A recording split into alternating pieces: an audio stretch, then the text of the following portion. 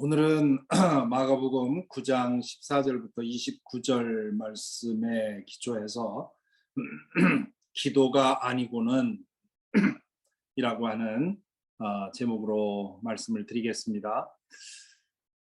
지난주 우리는 변화산에서 예수님께서 제자들 세 제자와 함께 산에 올라가서 기도하는 중에 이 세상에서는 볼 수 없는 그런 모습으로 변화되었다 하는 그런 이야기를 읽게 되었습니다. 그리고 내려올 때 예수님께서 세 제자에게 인자가 죽은 자들 가운데서 부활할 때까지 이 이야기를 하지 말라고 그렇게 엄중히 명하시고 이제 세례 엘리야에 대해서 말씀을 하셨습니다. 그래서 이제 산으로 내려온 다음에 산 아래에서 기다리고 있던 제자들에게로 가신 그 이후의 이야기가 이제 나옵니다. 14절에 보면 그들이 다른 제자들에게 와서 보니, 여기 그들은 이제 예수님과 세 제자를 말하는 것이겠죠. 다른 제자들에게 와서 보니 큰 무리가 제자들을 둘러싸고 있고 율법학자들이 그들과 논쟁을 하고 있었다. 지금 내려와서 보니까 제자들과 율법학자들이 무슨 이유, 무슨 주제인지 하여튼 문제를 놓고 서로 논쟁을 하고 있었고 무리가 에워싸고 그들을 지켜보고 있었던 것이죠. 그러다가 이제 온 무리가 곧 예수를 보고서 몹시 놀라 달려와서 인사하였다. 그렇게 돼 있는데 여기 몹시 놀라라는 말은 마가가 특별히 강조하는 말입니다. 여기 몹시 놀라다에 사용된 헬라어 에크탐보라고 하는 말은 여인들이 빈 무덤에서 그 예수님이 부활하셨다는 얘기를 듣고 가졌던 감정을 설명할 때 이 같은 단어를 사용을 했습니다. 그래서 이 몹시 놀라라고 하는 이 표현 속에서 마가는 이 무리가 예수님에게서 뭔가 특별한 것을 보았다는 거죠. 그래서 이 모세가 시내산에서 40일 동안 있다가 내려올 때 얼굴에서 광채가 나서 이제 너울로 가렸다고 하는 출애굽기의 이야기가 생각이 나지요. 그래서 예수님께서 변모하셨던 그 흔적이 여기 남아 있어서 그 특별한 그런 광채가 났고 아마도 세 제자들도 그들의 그 얼굴 표정이 이런 황홀경을 보고 났는데 똑같을 리가 없었죠. 그래서 이 사람들이 뭔가 다르다고 하는 그런 생각을 했을 겁니다. 그래서 그것을 보고 놀라서 달려와서 인사하였다. 예수께서 그들에게 물으셨다. 너희는 그들과 무슨 논쟁을 하고 있느냐라고 제자들에게 물으셨죠. 그러자 무리 가운데 한 사람이 예수께 대답하였다. 이 말은 제자들 가운데 대답하는 사람이 없었던 겁니다. 왜 그랬을까요? 이제 이후에 나오는 얘기를 보면 제자들은 이 귀신 들린 아이를 데려와서 고쳐달라고 하는데 고치지 못한 겁니다. 그러니까 예수님 앞에서 이렇게 그 체면이 구겨진 거죠. 예수님께 말할 지금 자신들의 그 무력함을 예수님한테 말씀드리지 못하고 어영부영하고 있는데 무리 가운데 한 사람이, 이 사람은 이 귀신 들린 아이의 아버지지요. 그 아버지가 예수님께 말하기를 선생님, 내 아들을 선생님께 데려왔습니다. 그 아이는 말을 못하게 하는 귀신이 들려 있습니다. 어디서나 귀신이 아이를 사로잡으면 아이를 거꾸로 엎드립니다. 그러면 그 아이는 거품을 흘리며 이를 갈며 몸이 뻣뻣해집니다. 그래서 선생님의 제자들에게 그 귀신을 쫓아내 달라고 했으나 그들은 쫓아내지 못했습니다. 자, 여기서 이제 그 대충 어떤 일이 진행되고 있었는지를 볼 수 있죠. 예수님과 세 제자가 떠난 사이에 기다리고 있는데 이 귀신 들린 아이의 아버지가 아마 소문을 듣고는 예수님은 안 계셨지만 그 제자들이 또 그런 일을 할 수 있으리라고 생각을 해서 내 아이에게서 귀신을 쫓아내달라고 부탁을 한 거지요. 그런데 그 일을 하지 못한 겁니다. 얼마나 이런 상황에서 제자들이 무력감과 수치심을 느꼈겠죠. 이 제자들은 6장 13절 우리 앞에 예수님께서 둘씩 짝을 지어서 전도하러 보냈을 때 그들은 나가서 귀신을 쫓아내는 그런 능력을 가지고 있었습니다. 그러나 지금은 그들에게 그런 능력이 없었던 거죠. 그래서 그들의 믿음, 그들의 영성이 약화되어 있었기 때문에 이 귀신 들린 아이를 고칠 수가 없었던 겁니다. 그리고는 아마 그 문제로 율법학자들과 논쟁을 하고 있었던 것 같죠. 19절에 보면 그 말씀을 들으시고 예수께서 그들에게 말씀하셨다. 믿음이 없는 세대요. 믿음이 없는 세대요 라는 말은 모세가 출애굽할 때 이스라엘 백성들이 불신을 하고 하나님에 대해서 불평하고 이럴 때 사용했던 말입니다. 믿음이 없는 세대.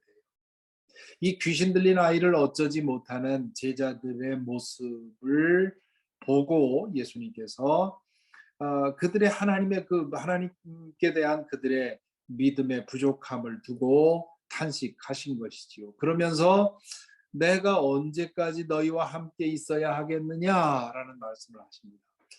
이 말씀에는 예수님이 당신의 죽음이 임박했음을 의식하고 말씀하셨다는 것을 알 수가 있죠. 이제는 내가 때가 되어서 이제 내 사명을 마치고 가야 하는데 제자들은 아직도 이렇게 믿음이 부족한 모습을 보이고 있으니 예수님께서 언제나 좀 잘하겠느냐 이제 그런 말씀을 하죠. 그리고는 내가 언제까지 너희에게 참아야 하겠느냐? 지금 이 번역이 조금 클리어하지 못한데 너희들의 믿음 없음을 내가 언제까지 참아야 하느냐? 이제 그런 뜻이죠. 그러면서 아이를 내게 데려오너라라고 명령을 합니다. 20절에 보면 그래서 그들이 아이를 예수께 데려왔다. 귀신이 예수를 보자 아이에게 즉시 심한 경련을 일으켰다. 아이는 땅에 넘어져서 거품을 흘리면서 뒹굴었다. 지금 우리가 앞에서도 계속해서 이 귀신 들린 사람과 예수님 만나는 이야기를 몇 개 보았는데요. 계속해서 일어날 반복되는 패턴이 뭐냐면 예수님을 보자마자 이 귀신이 자신의 위협을 느끼고 반응하는 것을 그게 이제 반복되는 패턴이지요. 지금 여기서도 똑같은 패턴이 일어납니다. 예수님께서 그에게 다가오자 이 아이를 붙들고 있던 이 악한 영이 이 아이를 심하게 발작하게 만들지요. 그럼으로써 예수님과 대결하려고 하는 그런 태도를 보입니다. 그것을 보고 21절 이하에 보면 예수께서 그 아버지에게 물으셨다. 아이가 이렇게 된 지 얼마나 되었느냐? 예수님께서 이렇게 물으신 이유는 아이에 대한 긍휼함 이런 것 때문에 그랬겠죠. 그러자 그가 대답하였다. 어릴 때부터입니다. 귀신이 그 아이를 죽이려고 여러 번 불 속에도 던지고 물 속에도 던졌습니다. 하실 수 있으면 우리를 불쌍히 여기시고 도와주십시오. 지금 이 앞에 있는 내용은 어릴 때부터입니다. 이 앞에 있는 내용은 자신의 이 아이의 질환으로 인해서 아이가 얼마나 고통을 받았고 또 부모인 자신들이 얼마나 마음 아팠는지를 설명을 하면서 예수님의 자비를 구합니다. 그러면서 하실 수 있으면 그렇게 얘기를 하죠. 하실 수 있으면 우리를 불쌍히 여기시고 도와주십시오. 아마 앞에서 제자들이 이 행하지 못한 것을 보고 예수님도 행하지 못할 거라고 생각을 했는지 모르겠습니다. 어쨌거나 이 하실 수 있으면이라는 말은 그렇게 하실 능력이 있으면이라는 뜻이죠. 이 아버지는 예수님에게 그런 능력이 있는지 없는지 확신이 없었던 겁니다. 예수님께서 죽은 자도 살리신다고 하는 그런 믿음이 있었다면 좀 더 확실하게 예수님에게 부탁을 했겠죠. 그러나 지금 여기 하실 수 있으면이라고 하는 말에는 이 예수님에 대한 반신반의, 어쩌면 하실 수 있고 어쩌면 하실 수 없는 그런 태도를 보여줍니다. 그러자 예수님께서 그에게 말씀하지요. 아주 유명한 말씀입니다. 할 수 있으면이 무슨 말이냐? 믿는 사람에게는 모든 일이 가능하다. 믿는 사람에게는 모든 일이 가능하다. 이 말은 노만 빈센트 필이라고 하는 사람, 그리고 그 이후에 로버트 슐러 등에 의해서 이 긍정적 사고방식, 적극적 사고방식, 나는 할 수 있다고 하는 그런 자기 최면, 이런 것으로 상당한 변화를 일으킬 수 있다고 그렇게 이것을 해석 많이 했었죠. 요즘에는 이제 가장 현대로는 조엘 오스틴 목사님이 이제 그런 식으로 해석을 하는데, 긍정적인 마인드, 적극적인 사고방식, 할 수 있다고 하는 신념, 이건 정말 중요하죠. 네, 그것만으로도 인생의 태도가 바뀌고 결과가 달라질 수 있습니다. 그러나 예수님이 여기서 말하는 믿는 사람에게는 모든 일이 가능하다. 이 믿는 사람이라는 말은 나는 무엇이든 할 수 있어 라고 하는 자신감을 말하는 것이 아니라 하나님께 대한 믿음을 말하죠. 이 믿음이라고 하는 것은 하나님의 능력이라고 하는 서켓에 나의 플러그를 꽂는 일이라고 할 수 있습니다. 예수님은 그것을 포도나무와 가지의 비유로 설명을 하셨죠. 포도나무에 가지가 붙어 있으면 그 포도나무 줄기에서 오는 모든 것을 가지가 누릴 수 있다. 그것처럼 믿음이라고 하는 것은 그 전능하신 하나님과 연결이 되면 그 하나님의 전능의 능력이 우리에게 임할 수 있다고 하는 그런 얘기를 하시는 겁니다. 그렇게 말씀을 하시자, 그러니까 지금 이 말씀은 이 아이의 아버지가 가지고 있었던 그런 반신반의의 믿음, 그것은 전능하신 하나님에 대한 믿음이 아니라는 거죠. 전능하신 하나님께서 원하시면 하실 수 있다고 하는 것, 그것을 믿으라고 하는 것입니다. 그러자 그 아이의 아버지는 큰 소리로 외쳐 말했다. 여기 큰 소리로 외쳐 말했다고 하는 것은 그의 믿음이 그 믿기를 원하는 그런 그의 간절함을 보여주지요. 내가 믿습니다. 나의 믿음 없는 나를 도와주십시오. 이거 굉장히 중요한 대목인데요. 내가 믿습니다. 믿음 없는 나를 도와주십시오. 여기에 보면 믿음, 진정한 믿음의 두 가지 요소가 보입니다. 하나는 내가 믿습니다라는 거죠. 내가 믿습니다라는 건 뭡니까? 믿으려는 의지입니다. 반면에 믿음 없는 나를 도와주십시오. 이 말은 뭡니까? 믿어지는 내 마음의 변화가 필요하다는 겁니다. 그래서 진정한 믿음, 참된 믿음은 믿으려는 의지와 믿어지는 변화가 같이 가야 됩니다. 이 믿으려는 의지만 가지고는 절대로 되질 않습니다. 여러분들도 그동안 믿음 생활하면서 경험해 보셨겠지만, 내가 한번 믿어보겠다 해도 아무리 그렇게 그렇게 결단하고 선택한다 해도 마음에서 의문이 생기고 믿어지지 않을 때는 그 마음을 돌이킬 수가 없습니다. 그래서 그렇게 믿으려고 하는 결단과 온전한 믿음에 이르려고 하는 나의 노력에 대해서 하나님께서 응답해서 내 마음을 만져주셔서 믿어지는 변화가 일어날 때 우리는 온전한 믿음을 가지게 돼요. 하지만 반대로 믿으려는 의지가 없는데 믿어지는 변화가 일어나지는 않습니다. 그러므로 우리가 온전한 믿음을 얻기 위해서는 의심을 떨치고 나로 하여금 하나님을 믿지 못하게 하는 그런 의문과 의심과 이 모든 것을 떨쳐내고 하나님을 온전히 믿으려고 하는 전적으로 믿으려고 하는 우리의 의지가 필요하고 그럴 때 하나님께서 믿음의 변화를 주시는 거죠. 여기 이 아이의 아버지는 그런 어떤 깊은 신학적인 그런 고민을 한 것은 아니지만 순간적으로 자기 자신은 믿고 싶은데 믿어지지는 않는 자신의 마음을 생각하면서 이렇게 말씀을 해요. 내가 믿고 싶습니다. 그런데 내 자신만으로는 안 되니 나를 좀 도와주셔서 100% 믿어지게 해 주십시오 하는 그런 부탁을 하는 겁니다. 그러자 25절에서 예수께서 무리가 어울려 달려오는 것을 보시고 악한 귀신을 꾸짖어 말씀하셨다.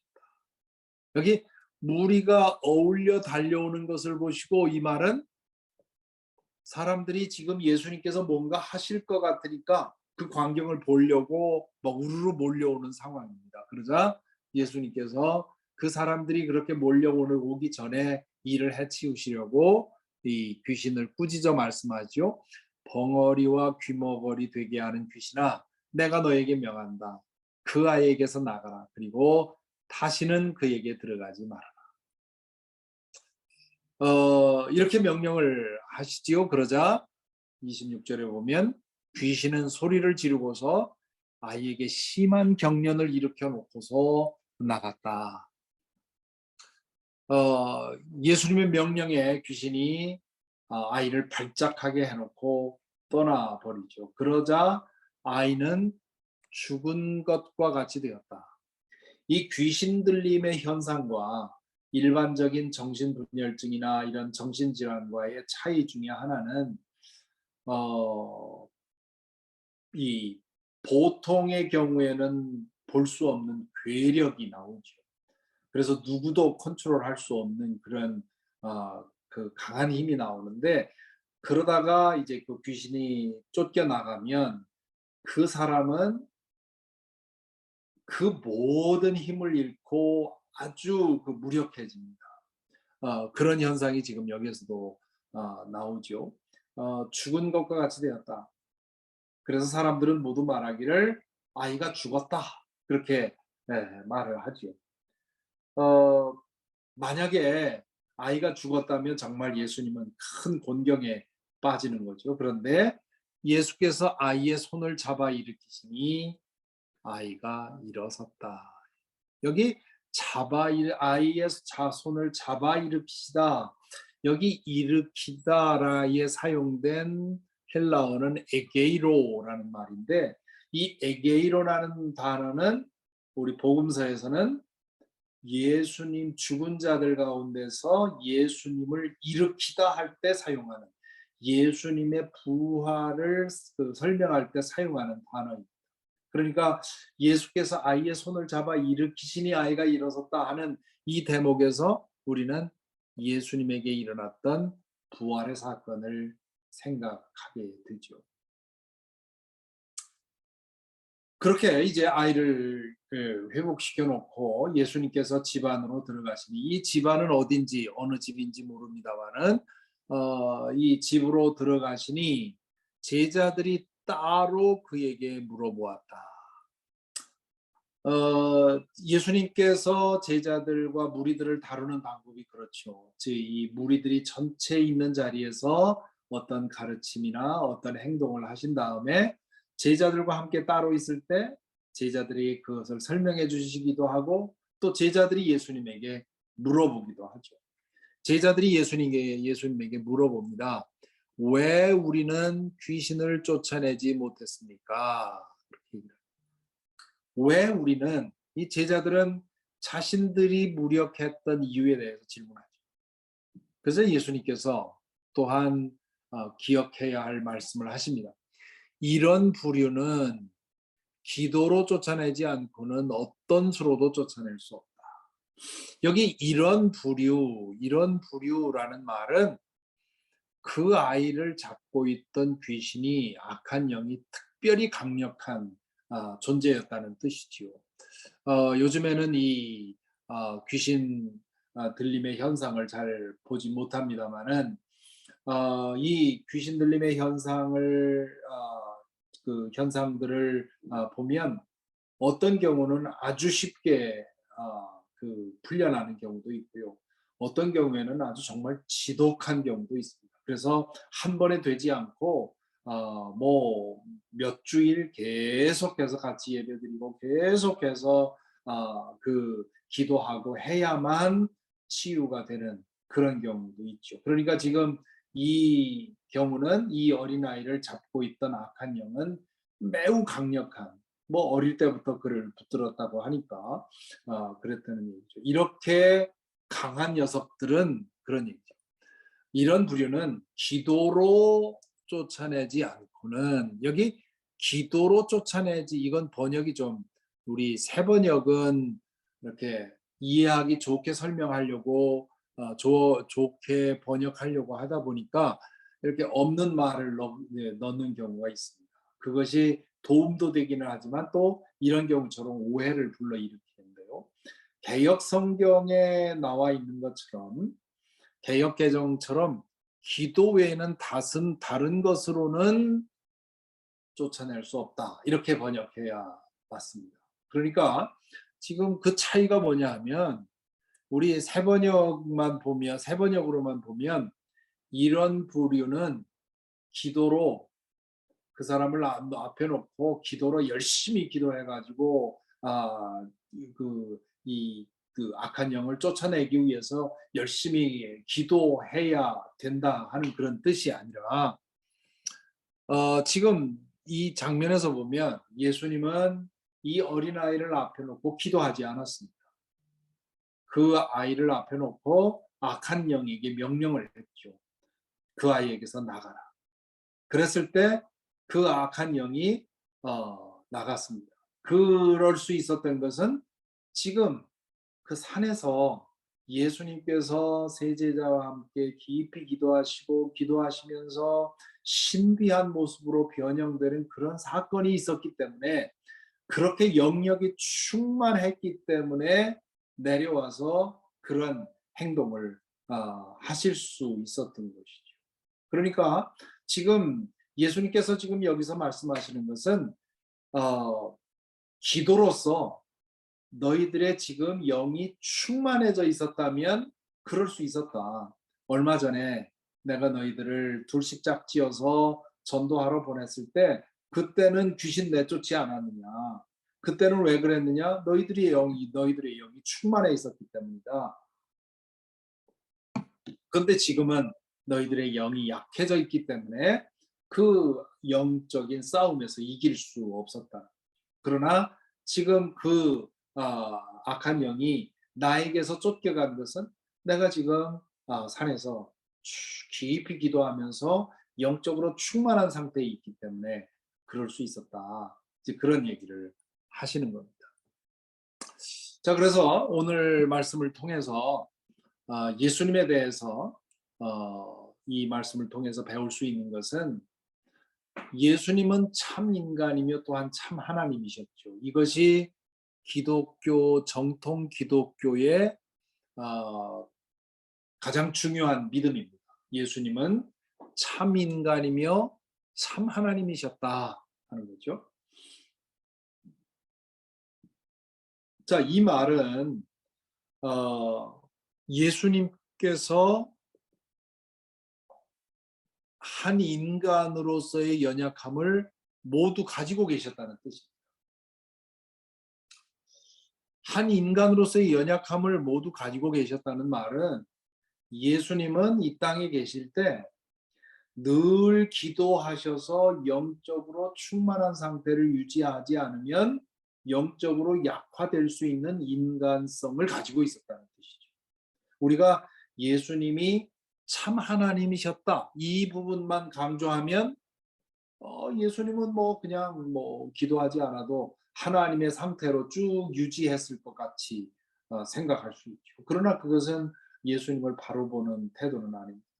어, 예수님은 참 하나님으로서 죄 없는 삶을 사셨지만 그 인간으로서의 연약함과 인간으로서의 한계와 이 모든 것을 가지고 계셨죠. 그렇기 때문에 히브리서에서 말하는 것처럼 우리의 고난과 우리의 유혹과 우리가 겪는 모든 것을 예수님은 아셨다는 거죠. 그러나 그것으로 인해서 죄를 짓지는 않으셨다.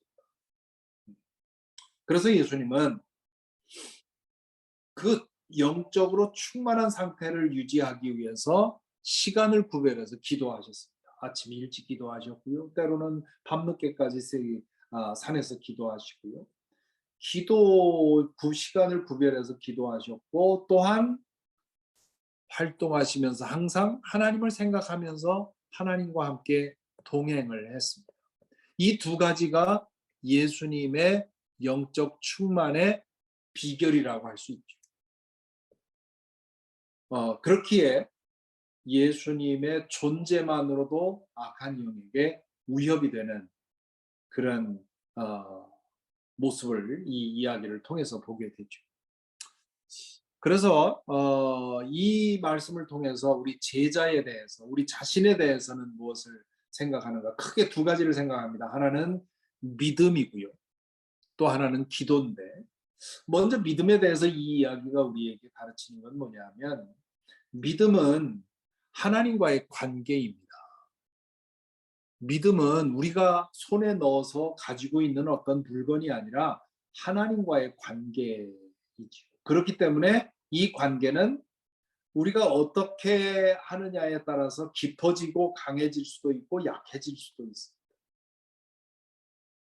그리고 그 관계가 강하고 깊으면 하나님의 모든 좋은 속성들, 사랑, 진리, 정의, 거룩, 능력 이런 것들이 우리에게 흘러 들어오죠. 반면에 그 관계가 연약하고 관계가 그 깊지 않으면 이런 것들이 우리에게 흘러 들어오지를 못합니다. 그래서 우리에게는 깊은 믿음, 깊은 영성이 필요한데요. 아까 본 것처럼 깊은 믿음에는 두 가지가 필요하다. 하나는 온전하게 의지하려는 그런 의지적인 결단, 그리고 온전히 의지하게 되는 마음의 변화. 그래서 그런 얘기 하지요. 믿음도 하나님의 선물입니다. 뭐 그런 얘기도 하는데 그렇게만 말하면 또 오해가 있을 수 있죠. 믿음은 우리가 선택해서 믿으려고 하는 결단도 있어야 합니다. 그러나 그것은 마치 불을 피우기 위해서 준비된 장작과 같죠. 거기에 딱 불이 떨어져야만 불이 붙어서 타는 건데 그것은 하나님께서 해 주셔야 됩니다. 그래서 이 두 가지가 함께 될 때 우리의 믿음이 온전해질 수 있다. 그래서 우리의 믿음은 이렇게 늘 업앤다운을 거치게 되어 있습니다. 그것을 우리 영성의 명멸성이라고 하는데 밝아졌다 흐려졌다 이 밤하늘에 그 별이 때로는 환하게 보이고 또 때로는 좀 흐리게 보이는 것처럼 혹은 우리가 보는 달이 찼다가 기울었다 하는 것처럼 우리의 믿음도 하나님과의 관계도 우리가 어떻게 하느냐에 따라서 깊어지기도 하고 약해지기도 하고 그리고 그것은 여전히 우리 의지에만 달린 것이 아니라 하나님께서 우리의 마음에 그 변화를 주셔서 가능한 거죠. 그래서 우리가 원하는 것은 늘 하나님과의 깊은 살아있는 관계 속에서 하나님으로부터 그 좋은 것들이 우리에게 흘러넘치는 그런 삶을 살기를 소망하죠. 두 번째는 기도인데요. 예수님께서 여기 기도에 대해서 말씀을 하시는데 이 깊고 강한 믿음, 영성을 유지하기 위해서는 기도가 필요합니다. 그런데 그 기도라고 하는 것은 물론 때로는 내가 원하는 것을 구해야 되죠. 우리 지금 어려움 중에 있는 이들을 위해서 기도해야 되고 우크라이나를 위해서 기도해야 되고 어떤 사안에 대해서 하나님 이렇게 이렇게 해주십시오 하고 기도하는 것 필요합니다. 그러나 그보다 더 중요한 기도는 하나님과의 인격적인 사귐이죠. 하나님과의 관계가 깊어지는 것입니다.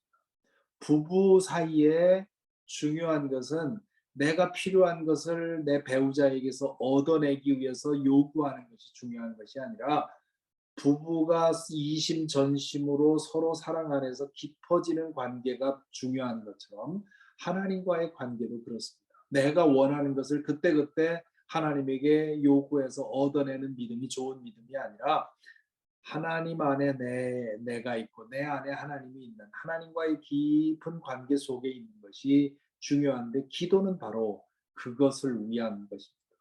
그리고 예수님이 기도하셨다면 제자들인 우리는 더욱 기도해야 하지요. 예수님 같은 분이 시간을 늘 내고 기도하고 때로는 기도에 몰두하고 그렇게 해서 자신의 그 영성을 유지했다면 우리는 더욱더 그래야 한다고 하는 것을 오늘 이 이야기를 통해서 배웁니다. 그래서 오늘 이 단락을 통해서 믿음과 기도에 대해서 우리 이 귀신 들린 아이의 아버지가 예수님에게 내가 믿습니다. 나를 도와주십시오라고 한 것처럼 정말 믿고 싶습니다. 온전히 믿고 싶습니다. 그러니 내 마음을 만져주셔서 온전한 믿음 안에 거할 수 있게 해주십시오라고 하는 그런 간구가 그런 갈망이 그런 소망이 우리에게 있어야 할 줄 믿습니다.